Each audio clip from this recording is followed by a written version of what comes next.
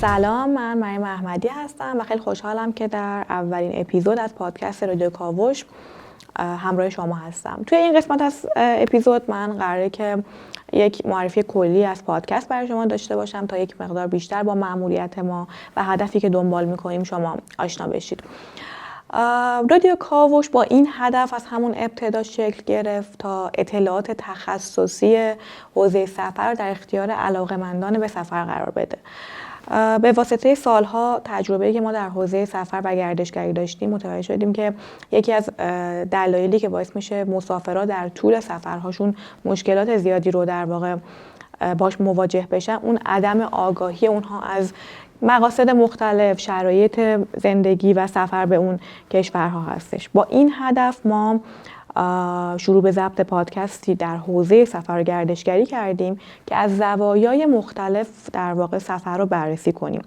مثلا یکی از زوایای مهمی که ما توی انتخاب مقاصدمون داریم این هستش که اون مقصد مورد نظرمون رو از موارد قانونی بررسی کرده باشیم، ببینیم چه مدارک مورد نیازی ما باید تهیه بکنیم قبل از رفتن به اون کشور. چون یکی از مواردی که خیلی پیش میاد اینه که افراد یه مقصدی رو انتخاب میکنن ولی وقتی که میخوان در واقع اون موارد سفرشون رو فراهم بکنن اطلاعات کافی راجع به مدارک مورد نیازشون ندارن و پیش اومده که مثلا قصد سفر به گرجستان رو داشتن و موقعی که وارد اون فرودگاه شدن به خاطر تکمیل نبودن مدارکشون دیپورت شدن.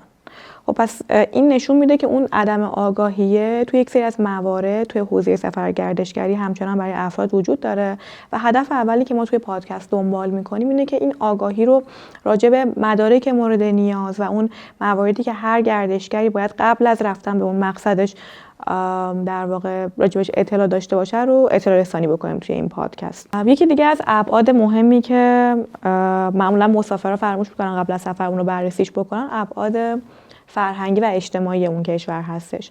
ممکنه که شما همه کارهای قانونی و مورد نیاز برای سفر به یک کشور رو انجام داده باشید اما موقعی که ورود پیدا میکنید به اون کشور راجع به مدل ارتباط درست با آدم‌ها اطلاعات نداشته باشید و یک ارتباط نامناسب با یک نفر برای شما مشکلات خیلی زیاد با هزینه‌های گزافی رو توی اون کشور ایجاد بکنه. بنابراین بعد دوم که خیلی اهمیت داره ما سعی داریم توی رادیو کاوش بهش به طور مفصل بپردازیم آگاهی مسافرها از شرایط فرهنگی و اجتماعی کشورهای مختلف هستش. و یک مورد دیگه هم که بازم از اهمیت زیادی برخوردار هستش اون دانش و اطلاعات کافی راجع به شرایط جغرافیاییه.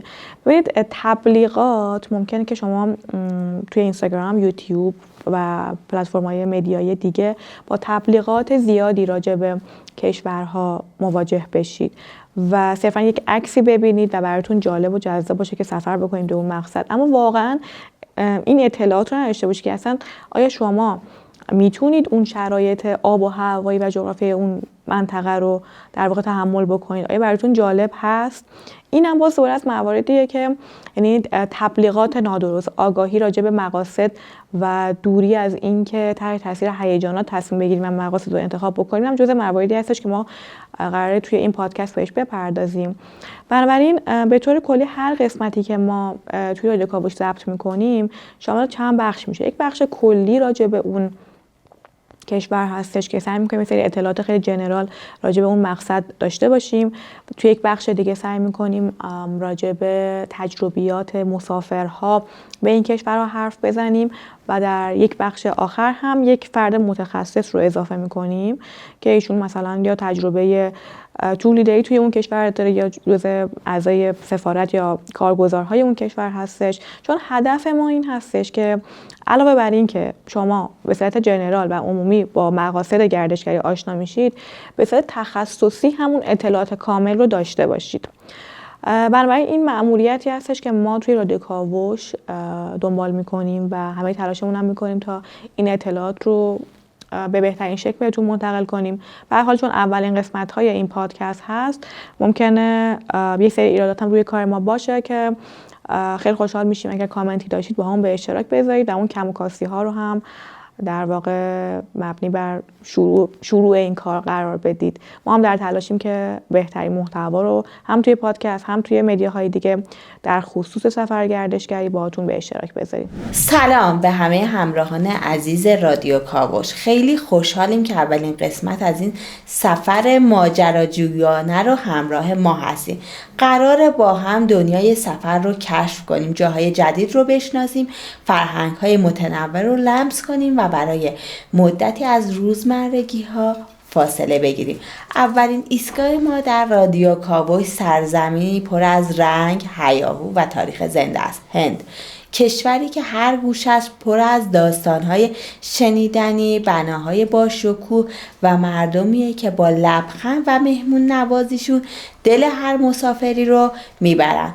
این قسمت ما شما رو با تور معروف مثلث طلایی هند همراه میکنیم. تور 3 جانبه‌ای که شامل 3 شب دهلی، 2 شب آگرا و 2 شب جیپور هست. این 3 شهر هر کدوم مثل گوشه‌ای از یک گنجینه بزرگ هستن. از خیابون‌های زنده و پرتکاپوی دهلی تا جادوی تاج محل توی آگرا و بالاخره قصرهای صورتی و شگفت انگیز جیپور. اما صبر کنید، فقط مقصدها نیست که هند رو انقدر خاص میکنه. فرهنگش، غذاهاش، جشناش و حتی عطر و بوی خیابونهاش چیزی نیست که بشه توصیفش کرد، بلکه باید تجربهش کرد. توی این قسمت با هم درباره همه اینها حرف میزنیم و شما رو برای این سفر هیجان انگیز آماده میکنیم. راستی اگر قصد سفر به هند رو دارید، لازمه بدونید که ویزای توریستی هند حدود 7 تا 15 روز کاری زمان میبره تا صادر بشه و روی پاسپورت شما به صورت لیبل درج میشه. پس حتما زودتر اقدام کنید تا برنامه ریزی هاتون دچار مشکل نشه. توی رادیو کاوش قرار سفری صمیمی و پر از هیجان رو با هم تجربه کنیم. چای مصالحه یا قهوه دم دستتون باشه، یه جایی راحت پیدا کنید و اجازه بدید این سفر رو از همین حالا شروع بکنیم. اولین قدممون در سرزمین عجایب هند. آماده اید؟ پس بزن بریم. این قسمت 2 مهمون عزیز کنارمون هستن که قراره این ماجراجویی رو جذاب تر کنن. اول از همه دوست عزیزم مریم احمدی عزیز که همسفر و یار همیشگی ماست و عاشق سفره، کسی که تجربه های زیادی از مقاصد مختلف داره و قرار نگاه متفاوتی به هند و جاذبه هاش بهمون بده. بودنش کنارمون همیشه حال و هوای ماجراجویی های رادیو کاوش رو پررنگ تر میکنه. مهمون بعدیمون خانم فیروزی عزیز که نماینده شرکت مینار هند هستن و سال توی مسیر هند کار کردن و تجربه های بی‌نظیری دارن و تو این برنامه ما رو همراهی کردن.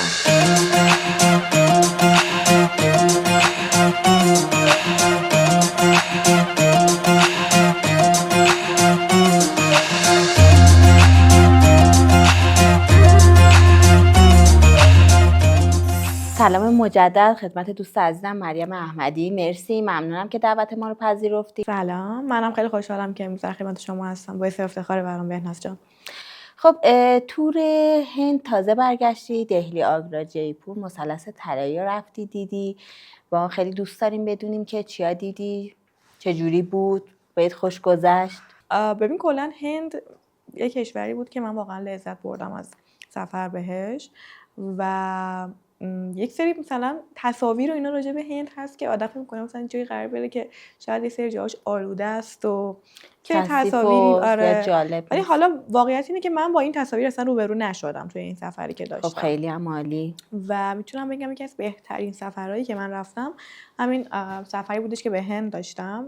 هم توی گفتی این 3 تا شهر رو من رفته بودم و موردی که داره اینه که ویزا داره. حالا اون پروسه ویزا برخلاف اینکه راستی ویزات هم به مشکل خورده بود. آره. چی شد راستی؟ خیلی کم پیش میاد ویزای هند به مشکل بخوره، ولی خب متاسفانه دوست من جزو اون معدود آدمایی بودش که ویزای هندش به مشکل خورد. آره واقعیت اینه که من تا حالا نشیده بودم کسی بگه ویزای هند من دیر اومد نیومده. من جزو همون 1% بودم فکر کنم، چون اون تایمی که من اقدام کرده بودم چون ما خانوادگی هم اول اقدام کرده بودیم. داستان از این قرار بود که من یک کنفرانسی رو می‌خواستم شرکت کنم در بنگلور و از اون طرف قرار بود که یعنی برم و بعد جوین شم به خانواده که یه سفر خیلی خوبی رو با هم دیگه داشته باشیم. خب برنامه‌ریزی‌ها به هم ریخت. آره اتفاقی که افتاد این بود که ویزای همه اومد و ویزای من نیومد. تنها کسی که باید میرفت. آره نه تنها به کنفرانس نرسیدم بلکه مجبور شدم جلساتم هم دوباره هماهنگ بکنم برای یک بازی که نمیدونستم کی بعد باشه. یعنی من مثلا جلساتی که هماهنگ کرده بودم توی کنفرانس رو بهشون گفتم که ما هم مجدد با هم فیکس میکنیم ولی نمیدونم کی، چون هنوز ویزایی ندارم که بدونم. بنابراین خیلی 1 ماه برای من زمان بود، خیلی سختگیری بود توی گرفتن ویزای من. بیشترش فکر کنم به خاطر تشابه اسمی بود. حالا اسم من یه جوریه که مشابهش زیاد هست، یه مقدار حالا اون حساسیت ایجاد شده، ولی به هر حال این موضوع هم هست اگر خواستید سفر بکنید از خیلی زودتر برای ویزاش اقدام کنید. دقیقاً ما هم همیشه به مسافرا میگیم اگر میخواین مسیرهای ویزادار رو برید حتما زودتر اقدام کنید تا برنامه‌ریزی هاتون به مشکل نخوره. آره بیشتر جمله انگار جمله تبلیغاتیه، جمله‌ایه که مثلا آدم شاید بهش توجه نکنه، ولی واقعیت اینه که آره مثلا شاید خوبه که مسافرا به این تبلیغات هر از گاهی گوش کنن. حداقل خب پرواز هتل من نمیگرفتم تا ویزام بیاد. البته نمیدونم میشد یا نه، ولی به هر حال آره این مسئله راجبش اتفاق افتاد و غیر منتظره بود، اما باعث شد که من اون سفرم رو خودم تنها برم و یک تجربه خیلی جالبی بود. از این اولین بار بود که من یک سفر تفریحی رو تنها میرفتم. قبلا پیش اومده بود که سفر مجردی به قبلا پیش اومده بود که سفر کاری رو برم و تنها باشم، ولی تا حالا مثلا 1 هفته سفر تفریحی رو تنها نرفته بودم. تجربه خیلی جدیدی بود برای من. چقدر خوب. و اونجا هم خیلی من با آدمای جالبی آشنا شدم. حالا من کلا توی سفر روی کردم اینه که خیلی نگاه بیزینسی دارم، یعنی خیلی وقتا کشورایی رو که انتخاب میکنم میگم که بذار ببینم مثلا توی اون کشور من با چه آدمایی میتونم آشنا بشم، چه فرصت‌های همکاری میتونه ایجاد بشه. و هندم با وجود اینکه حالا اون در واقع هدف کنفرانس من انجام نشد، اما بازم من با آدمای بسیار جالبی هم توی خود تور هم خارج از اون آشنا شدم که واقعا برام جالب بود که مثلا یک کشوری کنفرانس از دست ندادی بی ثمر نبوده برات. آره خیلی کشوریه که واقعا پتانسیل همکاری زیادی داره و از این نظر که برای من یه سفر خیلی خوبی بود. و آره همونطور که گفتی 3 شهر رو رفتیم ما. کدومش بیشتر دوست داشتی؟ دهلی، آگرا، جیپور؟ این سفر ما که با دهلی شروع شد. یعنی دهلی نظر من راجع بهش این بود که یک شهری بود که خیلی رنگارنگ بود. یعنی وارد بازارهای محلیش که میشدی مثلا احساس میکردی که احساس میکردی که رنگا زیادن اونجا. نمیدونم چطور توضیح بدم، شاید توی تصاویر و ویدیوها دیده باشی، انگار مثلا رنگای خیلی قشنگ توش زیاده، به خصوص توی بازارهای محلیش. و البته یه کاری هم ما کردیم که من پیشنهاد نمی‌کنم که آدما انجام بدن، همینه که تور لیدر ما گفت که ما با تور رفته بودیم دیگه، من با تور رفتم. بله. و پیشنهادم میکنم که یه سری کشورها رو واقعا با تور بریم، آدما خودشون تصمیم نگیرن تنهایی. بعضی این سفرهای کوله پشتی رو که مد شده رو فکر میکنم میتونم و این که حالا نیازمند تجربه است. حالا آره منم خودم یعنی ماهایی هم که اونجا بودیم همین تصور داشتیم، گفتیم که خب حالا فوقش مثلا اتفاق نمیفته که بذار مثلا میریم اونجا خودمون یه سری جاها رو تور لیدر یه چیزی به ما میگه لازم است که ما حتما گوش کنیم. ولی واقعیت این بود که هر آنچه که تور لیدر میگه واقعیت بود. یعنی یه جایی ما از تور جدا شدیم، گفتیم که مثلا امروز ما برنامه تور نریم و خودمون بیایم جدا مثلا تجربه بکنیم یه سری از مکان‌های دیدنی رو. و فضای خوبی نبود، خوفناکی شد. اینجوری میتونم بگم هرچی هوا شب‌تر میشد استرس بیشتری تحمل می‌کردیم. چطور برگردیم چجوری باشه. من خودم جز اون دسته آدماییم که ترجیح میدم سیف باشه و ترجیح میدم مثلا با تور این کارو انجام بدم، ولی اون یه هفته‌ای که هستش اونجا ریسک کمتری بپذیرم. ولی بعضیا مثلا پیش اومده، مثلا من شنیدم که میگن که مثلا فلانی توی اینستاگرام دیدم که اینجوری خودش یه کوله انداخت روی دوشش و رفت بلیتشو گرفت و هتلشو گرفت و اینا. من خیلی جالبه، بلیتو میگیرن میرن توی فرودگاه، متوجه میشن این مسیر ویزا داره و از اون بلیت نمیتونن استفاده بکنن و متحمل هزینه‌های خیلی زیادی میشن. حالا نمیدونم روحیه آدم متفاوته دیگه، من اون دسته از آدمو نمیتونم باشم. ولی در خصوص سوالت این که کدوم شهر بر من جالب تر، من آگرا رو از بقیه شهرها بیشتر دوست داشتم، به خاطر اینکه اون تجربه‌ای که بکنم به خاطر تاج محل باشه، چون تاج محل رو خب طبیعتا یه ایرانی ساخته و برای یک زن ایرانی ساخته شده، همه ایرانی‌ها رو به طرف خودش جذب می‌کنه. واقعا خیلی منحصر به فرده، جزء عجایب هفتگانه هم طبقه بندی شده. بله دقیقاً. در واقع منطقه، یعنی منطقه که نمیگن، این مکان، و برای من اینجا یکی از جذاب‌ترین مکان‌هایی بود که رفتم. و یه اتفاق خیلی جالبی که برام افتاد این بود که ما موقعی که رسیدیم آگرا، شبش رفتیم یه تئاتری. از این تئاترایی بود که سریال‌های هندی، فیلم‌های هندی می‌دیدیم میرقصیدن و اینا. رقص هندی. آره. واقعا فکر نمی‌کردم اینو نزدیک ببینم، ولی یه اتفاقی که افتاد این بود که اول رفتیم تئاتر داستان تاج محل رو نگاه کردیم و خیلی تجربه قشنگی بود. پیشنهاد می‌کنم تئاترش هم برن دوستانی که میرن. و وقتی فرداش ما رفتیم به اون مکان، واقعا همه اون داستانه برامون مرور میشد دیگه. دقیقاً. و یه اتفاق خیلی جالبی افتاد اونجا برای من، اونم این بود که وقتی وارد شدم، داستان از این قرار، حالا شاید خیلی از دوستان بدونن ولی من یه بخشی از داستان رو دوباره میگم. داستان از این قرار بود که خب پادشاه در اون تایم علاقه خیلی زیاد، شاه جهان اسمش رو یادم رفت، شاه جهان خیلی علاقه زیادی به در واقع ممتاز داشت. ممتاز بانو هم که یک زن ایرانی بود که اصالتا هم اهل شیراز بود و عشقی که ایشون به ممتاز داشت اصلا یک عشقی بود که زبان زد بود. انقدر که دوست داشت ممتاز رو که حتی توی جنگایی که میرفت، جاهایی که میرفتم ایشون رو با خودش میبرد. و اتفاقی هم که میفته توی یکی از این مثلا موارد بوده که ایشون حامله بوده دیگه، بچه آخر دیگه مثلا باعث میشه ایشون مثلا فوت بکنه و بعد از مرگ ممتاز اتفاقی که میفته اینه که دیگه مثلا این شاه جهان خیلی افسوس میخوره، خیلی ناراحت میشه و نمیتونه به اون حالت نرمال قبل خودش برگرده. و این عشقه واقعا قشنگه، یعنی وقتی تئاترشو میری میبینی این علاقه‌ای که این عشقی که این دو نفر به هم داشتن واقعا جذابه. و یه نکته خیلی جالبی هم که بود این بود که توی اون تایمی که ما توی این شهر بودیم تقریبا نصف زوجایی که توی تور بودن یه دور با هم سر این دعواشون میشد. خب طبیعتا شاه جهان تاج محل رو برای ممتاز ساخته، خانمای ایرانی خودتون دست کم نگیرین. آره واقعا، حالا میگم دعوا میگم مثلا دعوایی که واقعا اینجا میخندیدیم ما توی تور. آره و آخه جالب بود، ممتاز بانو دم مرگش هم داشت میگفت که من 2 تا خواسته از تو دارم، یکی این که بعد از مرگ من با کسی دیگه ازدواج نکنی، 2 اینکه یک مکانی درست بکنی که نمایانگر عشق ما باشه. و آره بیاید توقعاتمون هم پایین نگه نداریم. بله حالا درسته تاج محل شاید نتونم ولی خب کوچیک‌تر از چند آره. و بالا روز بعدش که من رفتم تاج محل، خیلی اون تایمی که من رفتم هوا خیلی گرم بود و یه اتفاقی که افتاد این بود که اینقدر گرم بود من یه لحظه توی ذهنم به خودم گفتم تاج محل میخواست که این مکان رو بسازه که بیانگر عظمت عشقش باشه. تو این گرما اینقدر من مثلا دیگه داره بهم فشار میاد، من مثلا این عشق رو نمیتونم ببینم. این جمله رو گفتم، یک مثلا در حد 2 قدم جلوتر در یک جای قرار گرفتم توی اون محیط که یک باد مثلا کولر خیلی خوبی داشت به من میخورد.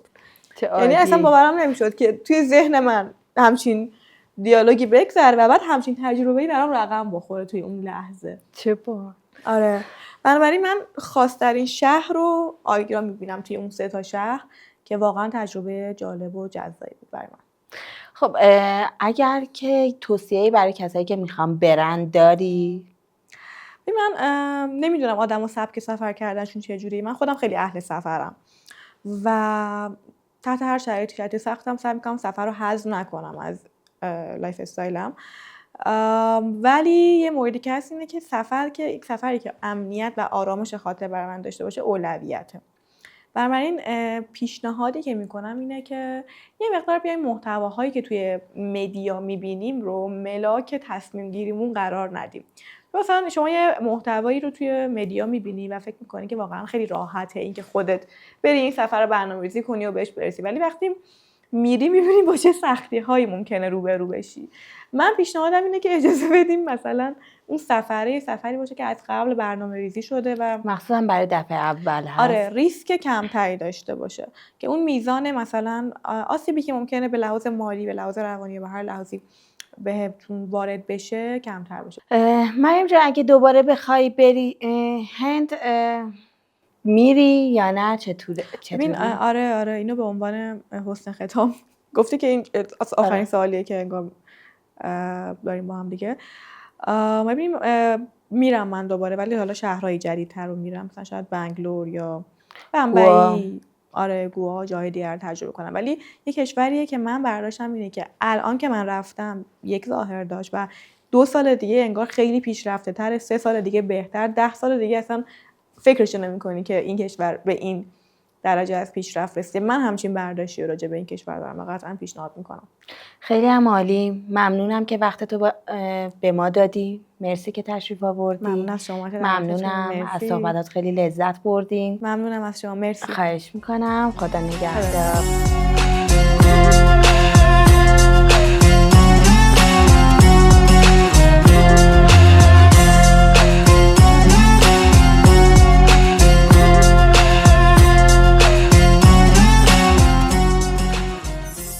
عزیز دیگری داریم، خانم فیروزی عزیز از گروه تخصصی هندوستان 24 که نمایندگی شرکت مینار هند هستن که از سال 89 شروع به فعالیت کردن. افتخار آشنایی با ایشون رو داشتیم و تو این قسمت از پادکست از تجربیات ایشون می‌خوایم استفاده کنیم. سلام. خوب هستین؟ قربان شما. خیلی ممنونم. خواهش می‌کنم. در خدمتتون هستم. مرسی، متشکرم از شما. من سریع برم سر اصل من. خواهش میکنم. هند رو چطور توصیف میکنی؟ هند کلا یک کشوریه که همه واقعا اسمی که براش گذاشتن لایقش از اونم کشور 72 ملته. یک کشوری با فرهنگ بسیار گسترده و تنوع جذابیت‌های گردشگری فوق‌العاده. یعنی شما از هر طیف از گستردگی‌ها بگین توی این کلمه 72 ملت واقعا شاملش میشه و تقریبا برای هر آدمی به عنوان یک کسی که میخواد سفر بره، نه کسی که کاملا توریسته و همیشه سفر میره، جذابیت‌های خودش رو داره. یعنی همه افراد بیشتر به خاطر اولین باری که میرن جذب این کشور میشن. چه چیزی این کشور رو منحصر به فردش میکنه؟ یکی از چیزایی که به هر حال اینا میشه گفت نظرات شخصیه، ولی یکی از چیزای خیلی جالبی که جذابیت داره برای هر کسی که برای اولین بار به هند سفر میکنه اینه که مردمش چقدر فرهنگ و پذیرش و مهربانی فوق‌العاده‌ای دارن. یعنی شما وقتی وارد این کشور میشی شاید خیلی از تناقضات اجتماعی رو به خصوص از نظر تمیزی که خیلی ها بهش اهمیت میدن در نظر بگیرید. مهمترین چیزی که توجه یک مسافر رو جذب میکنه مهربانی و پذیرش فوق‌العاده مردم این کشوره. یعنی همه عاشق مردم این کشور میشن وقتی سفر میکنن و برمیگردن، از راهنما گرفته تا اون کسی که داره براش مثلا یه کار خیلی کوچیکی توی خیابون انجام میده. و این به نظر خود من تو این سالهایی که با اکثر مسافرا من برخورد داشتم واقعا این تنها چیزی بوده که یه پوان خیلی مثبت برای هندوستان بوده. پس گردشگری هند چطور می‌بینید؟ ببینید توی چند سال گذشته هند واقعا، یعنی توی چند سال گذشته مد نظرم این چند سالیه که من تخصصی این مسیر رو کار کردم، واقعا خیلی پیشرفت فوق‌العاده‌ای داشته هندوستان، نه فقط از نظر توریست. حالا ما همه جنبه‌ها رو در نظر می‌گیریم. هر کدوم از ایالت این کشور برای خودش جذابیت‌های خودشو داره. یه بخش آیتیه، یه بخش تخصصی یوگا، یه بخش فقط ساحل و طبیعته، یه بخش صخره‌نوردی و کوهنوردیه. یعنی شما طیف مسافر فوق‌العاده‌ای برای این کشور دارید. طیف‌های بسیار متنوع. مثلا من سالهای اولی که کار می‌کردم، واقعا خیلی از همکارانی که الان مسیرهای خاص رو کار میکنن حتی اسم خیلی از شهرهای هندوستان رو بلد نبودن. این به خاطر که ما همه فقط مثلث دقیقاً الان هم همینطوریه. الان هم اکثر مسافرایی که تماس میگیرن میگن چقدر خوب که شما فیلدهای کاری متفاوتی رو برای این کشور برای ما باز کردین. و خیلی از همکاران الان تمام مسیرهایی که اون موقع حتی نمیدونستن که کجا هست دارن تورهای گروهی میبرن، حتی به صورت پرسونال. ولی خوبیش به اینه، این پیشرفت این کشور رو نشون میده که چقدر خوب خودشو داره توی دنیا نشون میده، که ما فقط مثلا توی کشور خودمون داریم این گزینه رو میبینیم که چقدر پیشرفت کرده، چقدر همه روش آگاهی دارن پیدا میکنن و واقعا هم یک منبع جذاب گردشگری محسوب میشه. بعد واقعا هند یکی از محبوب ترین محل ها و جاها برای گردشگریه. چه چیزی جذابیت این هند رو بیشتر میکنه؟ به نظر من تنوع اون نیازهایی که برای مردم برآورده میکنه. ببینید یک مسافر وقتی به شما زنگ میزنه ازتون یه تور میخواد. من اینو به عنوان مثال میگم که کلا متوجه باشه. یکی میگه من میخوام برم جای تاریخی ببینم، یکی میگه من میخوام برم تفریحات ساحلی داشته باشم، یکی میگه من میخوام برم نمیدونم درس بخونم، دانشجوام، یکی میگه میخوام برم دوره‌های مدیتیشن بگذرونم. ببینین چقدر این کشور از هر نظر متنوع هست که هر کسی با هر نیازی اگر علاقمند باشه به سفر به هندوستان میتونه اونجا اون علاقمندی‌های خودش رو به دست بیاره. بله خیلی عالی. خب هندو چطور میبینید و از فرهنگ مردم هند یه خورده برامون تعریف بکنید؟ والا من همیشه تاکیدم از همین فرهنگشون بوده. شما وقتی وارد هندوستان میشی اصلا فرقی نمیکنه وارد چه کشوری میشی. همونطوری که توی اول صحبتام هم گفتم، مردم برای تو بیشترین جذابیت رو دارن و مهمترین چیزی که باعث میشه این گزینه به چشمتون بیاد عقیده‌ای هستش که مردم این کشور دارن. مردم این کشور به تناسخ اعتقاد دارن. یعنی شما وقتی وارد این کشور میشی یک طرف خیابون مثلا بزرگترین و شیکترین ویلاها رو میبینی، بغل خیابون زاغ نشینه. یعنی طرف همونجا خونشه، همونجا داره کنار خیابون زندگی میکنه و خیلی هم از این موضوع راضیه. و خیلی برای من جالبه که وقتی با اینا وارد صحبت میشی و حرف میزنی، عقیدهشون بر اینه که همه ما در یک سطحی هستیم و به هیچ وجه ما طبقه بندی نداریم. یعنی اگر اون شخصی که الان اون طرف خیابون بهترین کاخو داره و بهترین ماشین زیر پاشه، ممکنه توی زندگی بعدش یکی مثل من باشه و من یکی مثل اون. و این پذیرش این مردمه که این کشور رو اینقدر دوست داشتنی کرده. خب مردم نظرشون در رابطه با گردشگر خارجی و علاوه بر اون گردشگر ایرانی چیه؟ چطوره؟ ببینید ما رابطه خیلی فرهنگی نزدیکی با هندوستان داریم. خودتون میدونین حتی توی صحبت‌هاشون ما بارها میبینیم شاید مثلا اگر 4 تا کلمه با شما صحبت بکنن 2 تاش ایرانی باشه و ما کاملا میفهمیم. این تأثیرپذیری فرهنگ ما توی تاریخ گذشته روی هندوستان بوده. به خاطر همین فوق‌العاده به توریست‌های ایرانی علاقه دارن، اهمیت میدن و طوریه که مثلا شما اگه بری هند امکان نداره از توی خیابون که داری رد میشی 7 نفر 8 نفر از شما تقاضا نکنن که باشون عکس بگیرید. یعنی ما ایرانی‌ها یک زیبایی خاصی از نظر اونها داریم. مثلا من سفری رو که رفته بودم همین 26 مرداد، خب من عادت داشتم با این موضوع، ولی یکی از دوستانم که برده بودم همش میگفت نه اینا تو رو با یه سلبریتی اشتباه گرفتن که اینقدر با تو عکس میگیرن. گفتم نه اینا اصلا مردم خونگرمی هستن و این موضوع رو دوست دارن. حالا این پذیرش فرهنگی توریست فقط برای ما ایرانی‌ها نیست. خب خودتون میدونید اینا مستعمره بودن، کوچیک و بزرگشون کاملا مسلط به زبان انگلیسی هن. حتی خیلی هاشون همین لیدرهایی توی شرکت ما فارسی رو کاملا بنیانی یاد گرفتن.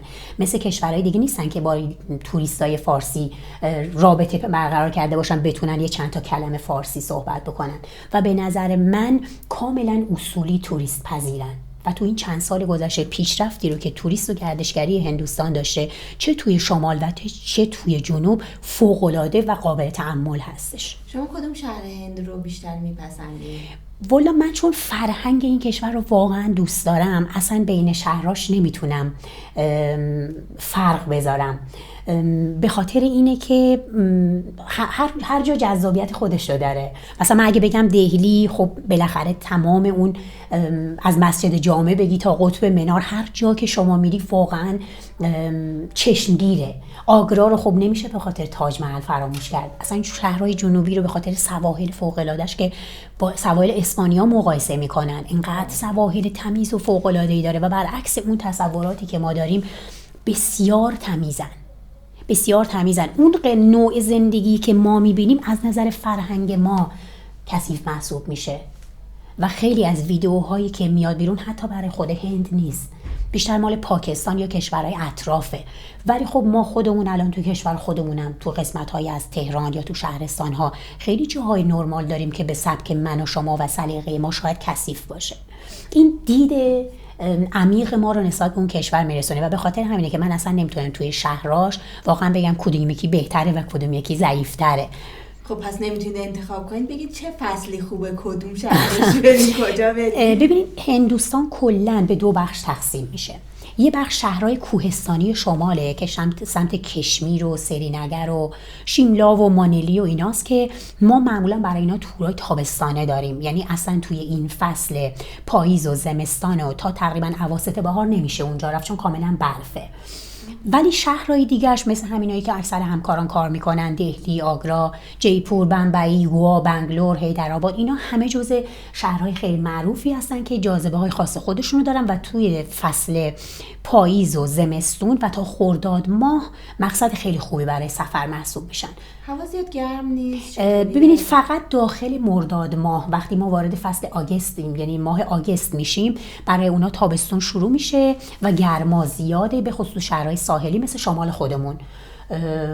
من الان خودم آخرین سفرم 26 مرداد بود ولی آب و هوای خیلی خوبی داشت، بارونای موسمی داره که حالا بحث این بارونای موسمی بماند که چه جاهای خیلی مثل قدیما نیست. ببینید کلا آب و هوای دنیا عوض شده. قبلا فصل موسمی که میشد اصلا گوا تعطیل میشد، اینقدر که بارون‌های خیلی شدیدی میزد ما اصلا تور برای گوا نمیفرستادیم.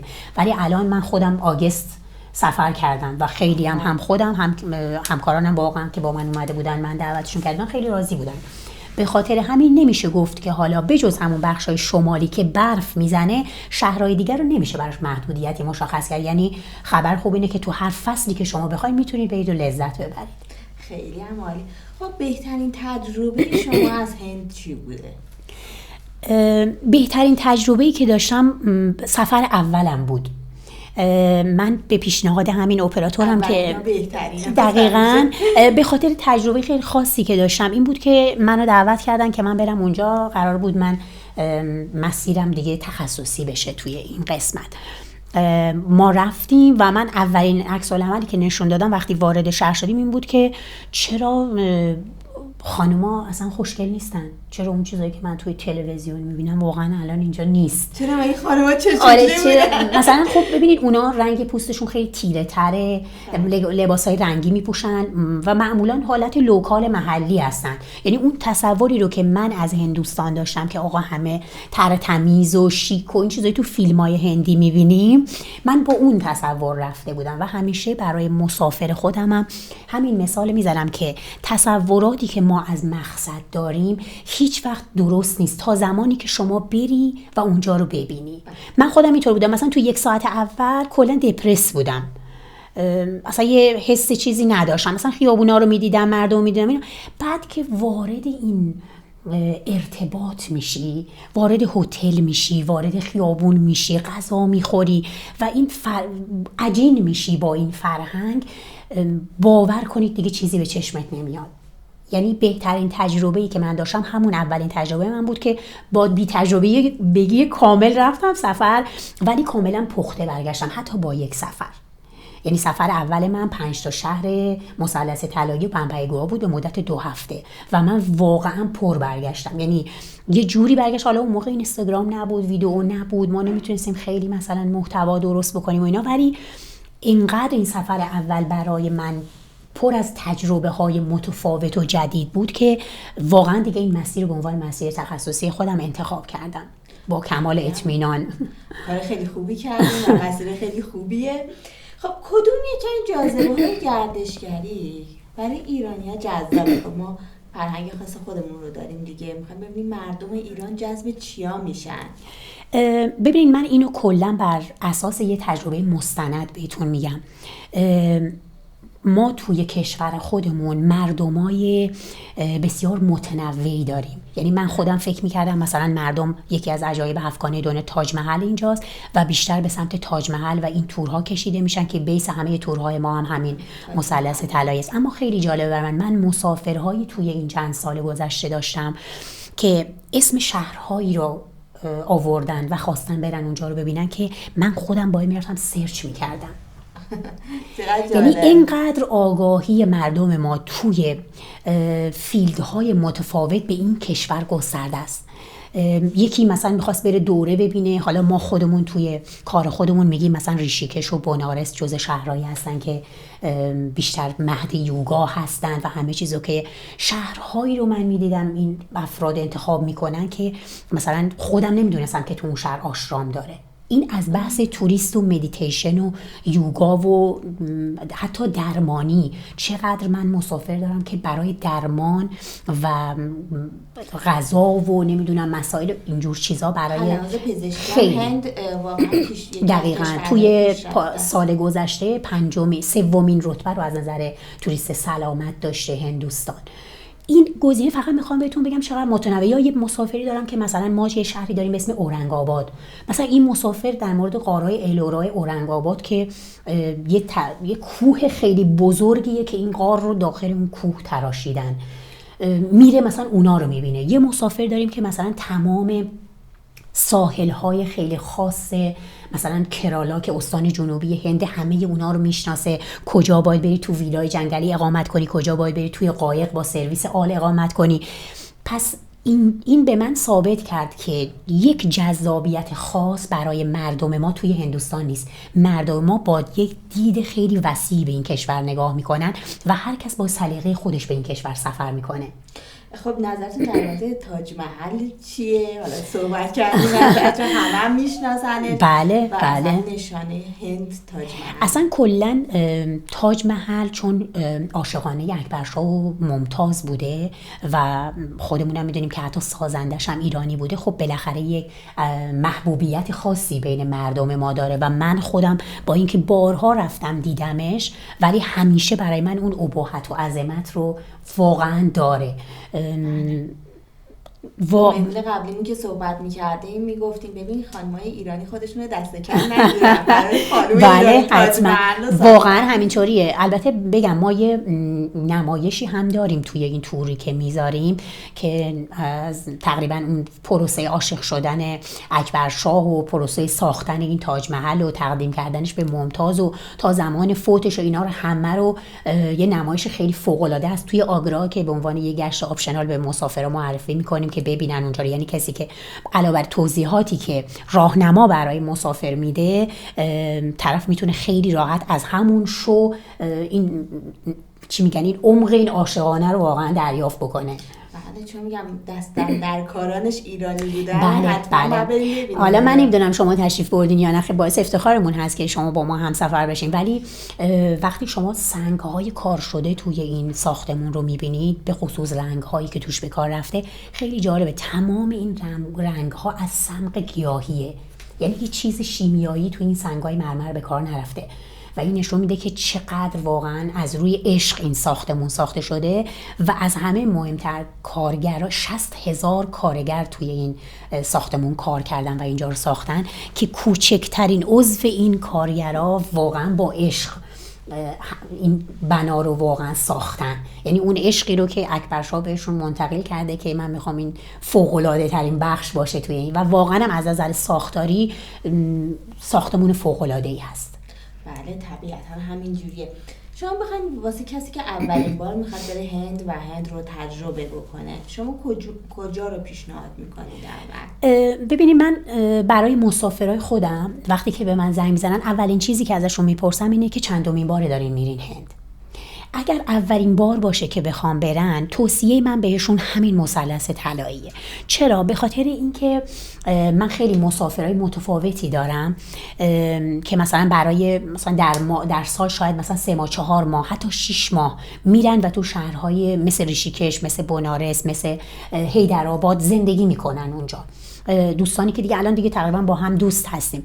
وقتی اینا افراد خانواده‌شون رو با خودشون اولین بار میبرن توی این شهرها، وقتی طرف برمیگرده من باهاش صحبت میکنم میگه که ای کاش من اول دهلی، آگرا، جیپور رو میرفتم، بعد میرفتم شهرهای دیگر رو میدیدم. و این باعث، ببینید شما وقتی وارد این 3 تا شهر میشی، حالا درسته که همکاران ما این تورها رو خیلی به صورت فشرده اجرا میکنن، تعداد گشت‌ها خیلی زیاده، مسافت بین شهرها خیلی زیاده و ما یکی از مسائلی که توی این بحث تخصصیمون به کار میبریم اینه که ما ماشین و راهنمای ایندیویدوال میدیم به مسافرمون که این مسیرها رو، یعنی تقریبا 6 ساعت 7 ساعت هر روز رو از دست نده. خیلی فشرده برگزار میشه این تور، توی تورهای گروهی البته، ولی یک شمای کلی از هند دست مسافر میاد. توی دهلی به خاطر شهرنشینی و بازارهای محلی، خریدها و جای متفاوت تاریخی که میرن، توی آگرا به خاطر همین تاج محل و خریدهای ادویه‌جات و یادگاری هایی که انجام میدن و برخوردهایی که با مردم دارن، و توی جیپور به خاطر نوع و ساختار این شهر، چون بهش میگن شهر صورتی، یه شهری بوده که تقریبا میشه گفت که از 4 عنصر آب و خاک و آتش و هوا پایه‌گذاری شده. حالا الان جاش نیست که من خیلی این موضوع رو بازش بکنم، به خاطر رصدخانه سلطنتی که داره، این جایی که مسافر رو میبرن، یک شمای کلی از این هندوستان به مسافر نشون داده میشه. یعنی هم مردم رو دیده، هم جای تاریخی رو دیده، هم خریداشو کرده، یه بازخورد خاصی میگیره از هندوستان و با اون تصور میره به سمت شهرهای دیگه. حالا اگر مسافر خوشش بیاد 100% برمیگرده، مقصد دومش بمبئی گوا خواهد بود و بعد هی تغییر میده. من خیلی تعریفشو شنیدم. بله، شهر خیلی شلوغی هست. خب بالاخره بندر همیشه تجارت فوق‌العاده داره، چون ما یه فیلد از کاریمون فقط بخشای بیزینسی هست، کسایی که برای کار میرن، تجارت میرن، ویزای بیزینسی میگیریم براشون. کلاً فاز بمبئی گوا با دهلی، آگرا، جیپور فرق میکنه و من به نظر خودم به شخصه اگر کسی فقط یک بار میخواد بره، همین مثلث طلایی رو پیشنهاد میدم. اگرم کسی که دوست داره، مثل خیلی از مسافرای من، دوست داره سفرهای بعدی داشته باشه، برای شناخت کلی هند این گزینه بهترین هستش. الان اشاره کردیم به ویزای هند، در رابطه با ویزای هند هم یه توضیحی بدین، چون الان به خاطر اینترنتی شدن خیلی ها میرن روی سایت آنلاین فکر میکنن یه بلیط بخرن و دهلی پیاده برن. بله. و در رابطه با اینکه میگن مگه هند هم ویزا میخواد؟ هند یکی از کشورهاییه که خانم جمالی برای تمام کشورهای دنیا ویزا داره. یعنی حتی آمریکا، کانادا، انگلیس، سوئیس، هر کشوری بخواد شهروندش مسافرت بکنه باید ویزا داشته باشه. حالا ما تا قبل از خب یه مقدار شرایط ما خیلی پیچیده است، متاسفانه ما همینجا یه مقدار کم شانس هستیم. تا قبل از کووید ما ویزامون آنلاین بود و خیلی راحت 24 ساعته ما یه سری فرما رو اپلای می‌کردیم و تموم می‌شد ویزامون میومد. اما بعد از کووید به جای اینکه حالا شرایطی مقدار بهتر بشه، ما دوباره به حالت‌های خیلی قبل برگشتیم و ویزامون بله به صورت لیبل داخل پاسپورت و فینگرپرینت انگشت نگاری شد و یه مقدار پروسه رو سخت‌تر کرد. حالا اگر فصل سفر نباشه، برای تبعی ایران و ترک، دیگه هیچ کشوری تو دنیا ما نداریم که سیتیزناش انگشت نگاری داشته باشن و یا روی پاسپورتشون لیبل بخوره. ممکنه که وارد فرودگاه تو هر شهری توی هندوستان بشن و اونجا انگشت نگاریشون انجام بشه که روال کار هست، ولی برای ما ایرانی‌ها متاسفانه اینطور نیست. حتی کسایی که اقامت کشورهای دیگر رو هم دارن، کارت اقامت نه پاسپورت اگه داشته باشن که دیگه با همون پاسپورت آنلاین، بله. اما اگر کارت اقامت دارن، مثل کشور عمان، مثل دبی، مثل ترکیه، اونها هم باید این پروسه فینگرپرینت رو حتما طی بکنن، حتی اگه شده مثلا توی سفارت هند توی مسقط یا تو شهرهای دیگه. پروسش تقریبا 10 روز کاریه، ولی خب فصل سفر اگه نباشه معمولا 2-3 روزه ما ویزا رو میگیریم. 3 ماه زمان خروج داره، 1 ماه هم زمان اقامت. خیلی هم عالی. خواهش. خب یه اتفاق خاصی افتاده که فرهنگ متفاوت هند رو به شما یا مسافرین دیگه نشون بده؟ سوالم خیلی پیچیده بود. نمیدونم از چه نظر منظورتون منظورم هست. همین، حالا من قبلا این خود توضیح دادین، مثلا در رابطه با اینکه خیلی هند رو کثیف بدون داشتن بهداشت اینا نشون میدن و خیلی ها نسبت به رفتن به هند یعنی در واقع آره متوجه هستم. برای خود منم خیلی پیش اومده، مسافری داشتم که ولی من خودم بر حسب تجربه واقعا احساس میکنم که به خاطر کم داشتن آگاهی، یعنی طرف آگاه به اون مقصدی که میخواد بره نیست و فقط داره از روی تصورات و افکار عامیانه این تصمیم رو میگیره. چون من توی این چند سال شاید قبل از سفر مسافری داشتم که حساسیت داشته، هی منو سفارش کرده، هی این کارو بکن، منو بفرست اینجا، منو بفرست اونجا، تو رو خدا این کار نشه، این کار نشه، ولی واقعا مسافری نداشتم. یعنی با کمال اطمینان میگم واقعا مسافری نداشتم که برگرده و بگه آره فلان جا منو فرستاده بودی کثیف بود، این خیابونش اینطوری بود یا اونطوری بود. اما یه نکته خیلی مهمی که باید بگم اینه که تورهایی که توسط ما و یا اپراتور ما برگزار میشه خانم جمالی کلا برنامه ریزی شده است. ببینید شما وقتی یه تور اینکامینگ به ایران داری سعی میکنی مسافرت رو جاهایی ببری که تمایل به دیدن اونجا رو داشته باشه. یکی میگه منو ببر بازار، یکی میگه منو ببر کاخ، یکی میگه منو ببر نمیدونم کوه. هر کسی یه طوریه و این خوبی اپراتور من اینه که یعنی ما اینجا همیشه حلاجی میکنیم مسافر رو و بر حسب اون چیزی که مسافر میخواد تور رو براش میبندیم و نیازی نیست که مسافر توی تورهای گروهی به جاهای از شهر بره که حالت نرمال و یا اون زاغ نشینیش بیشتره. ما نمیگیم توی هندوستان اینها وجود نداره، هر کشور این گزینه ها رو داره، ولی برای اونها چیز بدی نیست، خیلی هم عادیه برای اونا. برای مردم ما اینطوری است، ولی تورهایی که برنامه میریزی میشه این گزینه ها رو ما اصلا داخلش نداریم و مسافر اصلا اینا رو نمیبینه. این فقط توی تور مثلث طلاییه. اما تورهایی که ما به صورت ایندیویدوال میبندیم حتما یه بخشش رو مسافر خواهد دید و این مسافر با یه مسافری که فقط میخواد بره مثلث طلایی و یه مهر توی پاسپورتش بزنه برگرده فرق میکنه. چون این آقا و این خانوم تمایل به دیدن اون بخش از فرهنگ هند رو داره، پذیرش اون رو داره و میخواد با فرهنگ واقعی اون کشور آشنا بشه. حتی ممکنه یه روز اصلا آزاد باشه بگه اصلا منو ببریم تو تمام بازارهای محلی بگردین، من فقط میخوام استریت فود بخورم، فقط میخوام غذای خیابونی بخورم. این غذای خیابونی رو پیشنهاد میکنید؟ ببینید من خودم واقعیتش توی چندین سالی که همش سفر میرفتم واقعا نمیرفتم جاهایی که غذای خیابونی باشه. اما این سفر آخرم که با یکی از همکارانم رو دعوت کردم با خودم بردم، خیلی اصرار داشت که ما بریم اینا رو ببینیم و من توی پیجم هم این رو گذاشتم. اگر تو بخش هایلایت غذاهای هندوستان رو برید ببینید، از این چرخای خیلی جذاب بود، همه چیزشون هم رنگ رنگیه، همیشه هم چیزای مثلا به قول خودمون از این زلم زینبوها و زرق و برقی اینا بهشون آویزونه، همیشه عود روشن دارن و خیلی به نظر همه چیزشون تمیز و شسته بود. یعنی من خودم واقعا حالا نمیخوام بگم خیلی راحت میتونستم از اون غذا استفاده کنم چون عادت ندارم مثلا شکی هم برش نیست، ولی برای کس معمولی عادی که با من اومده بود میگفت پس اونایی که ما تو اینستاگرام میبینیم چی هن؟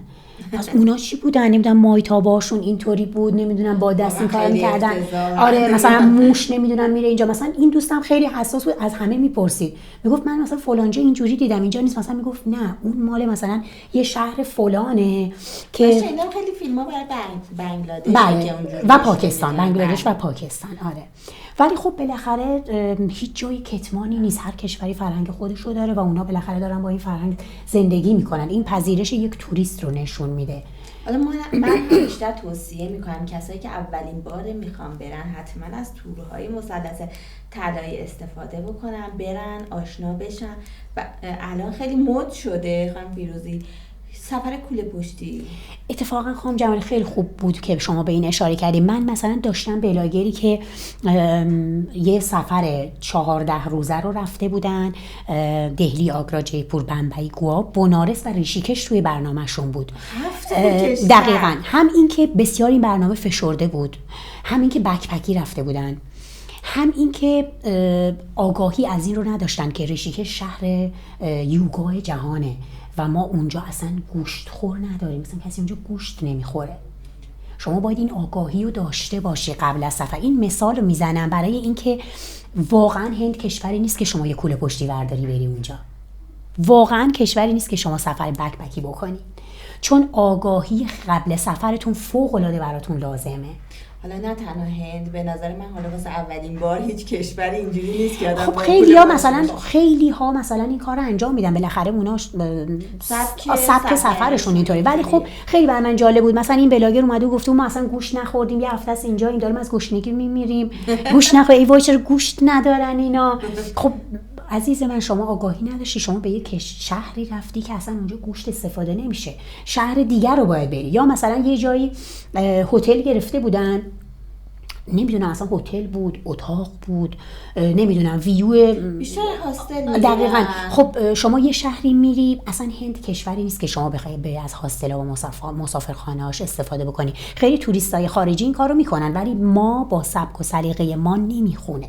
من حتی هتل زیر 4 ستاره هم کار نمیکنم. یعنی مسافر مگه اینکه خودش بگه من اینو میخوام، به من رضایت کتبی بده، بگه من اینجا کار دارم، وگرنه من هتل 4 ستاره، چون اصلا قیمتی نداره. دقیقاً. اصلا قیمتی نداره. این دلار ما یه مقدار ریال ما نسبت به دلار باور کنیم، وگرنه اصلا قیمتی نداره که ما بخوایم بگیم آقا شما بیا به خاطر مثلا مثل دبی، به خاطر هزینه ها بیا مثلا اینو انتخاب کن.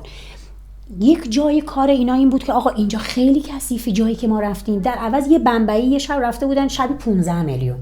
خب چرا یه چیز نرمالی رو انتخاب نکردی که هم به تو خوش بگذره، هم اطلاعات درستی در اختیار مردم بذاری؟ میدونی اینها همه تاثیر میذاره. فقط کافیه یک چیز بیاد وایرال بشه و شما بیای نگاه. چون ما توی هند جشن‌ها و فستیوال‌های خیلی زیادی داریم. یه سری فستیوال‌هایی دارن که اصلا تو فرهنگ ما جا نیفتاده، ما اصلا نمیپذیریم این فستیوالا رو، ولی خب فستیوال خوشون دارن، لذت میبرن.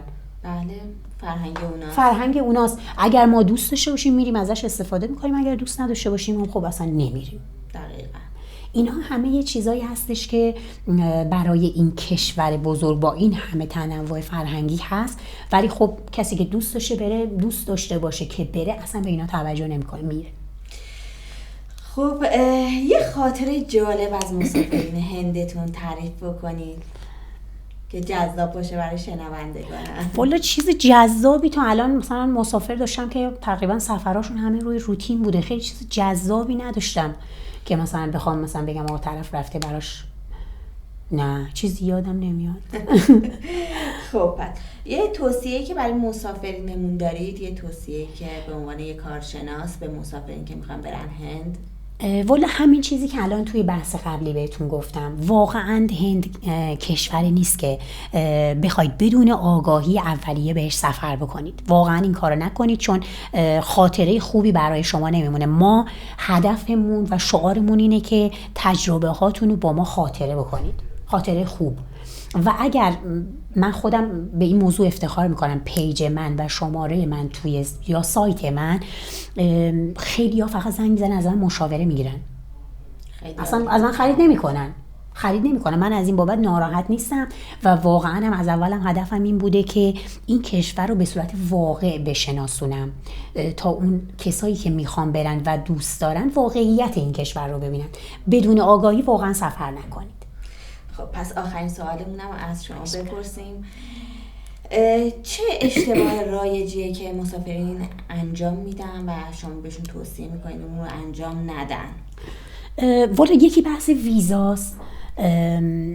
هر جایی که با هر همکاری از هر فیلدی وارد میشین که ویزاتون رو اقدام بکنید، به هیچ وجه دیگه به شاخه نشید، چون اون کسی که داره ویزای شما رو اقدام کنه نیاز به یه سری اطلاعات خاصی از شما داره که هند خیلی به این موضوع حساسه.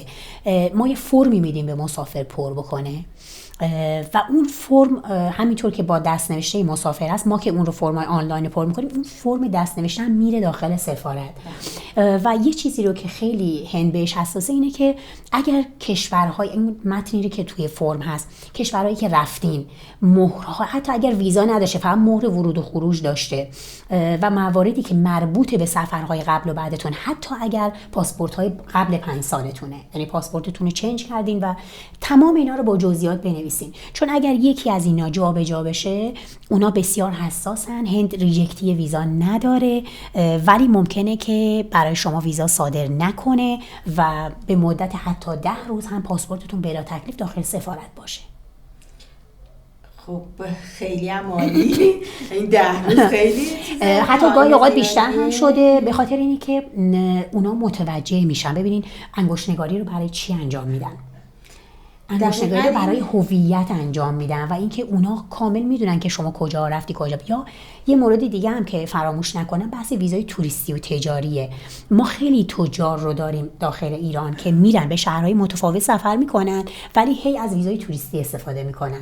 شما 2 بار 3 بار از ویزای توریستی استفاده بکنی دیگه دفعه بعدی اگر متوجه بشن که شما برای کارداری میری ممکنه شما رو ریجکت کنن. فقط در همین حالته که مسافر ریجکت میشه. یا باید بله توی این زمینه ریجکتی دیگه. آره باید ببینید اصلا به اطلاعات درست این سفارت واقعا حساسه. خیلی هم عالی. خیلی ممنونم. خواهش می‌کنم. اطلاعاتی که در اختیار سلامت باشین. امیدوارم فرهنگ‌سازی خوبی بشه. حتما. مردم اطلاعات و با معلومات به هند سفر بکنن. بله. و امیدوارم که همیشه بتونیم از مشاوره‌های شما، از مرسی عزیزم، باعث افتخار منه. ممنونم که دعوت ما رو باز دوباره قربان شما. خب من هم از شنوندگان عزیز پادکستمون در رابطه با هند خداحافظی میکنم. امیدوارم که مطالبمون برای شما مفید واقع شده باشه.